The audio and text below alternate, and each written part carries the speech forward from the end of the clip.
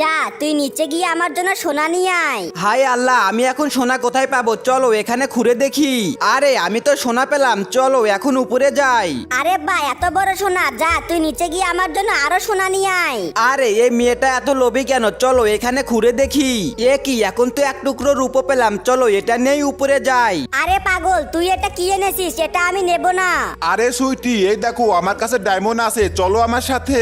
তুই থাক গরিব কোথাকার, চলো আমি তোমার সাথে যাব। না সুইটি, তুমি ওর সাথে যেও না। আরে তুমি কান্না করছো কেন? চলো আমার সাথে আর এইখানে ঘুরে দেখো। আরে বা, আমি তো অনেক বড় হিরে পেলাম। জলপরি, তোমাকে অনেক অনেক ধন্যবাদ। আরে কেউ আমাকে বাঁচাও, এই শয়তান লোকটা আমাকে ধরে নিয়ে যাচ্ছে। আরে এটা তো ওই জলপরিটা, চলো জলপরিকে বাঁচাতে হবে।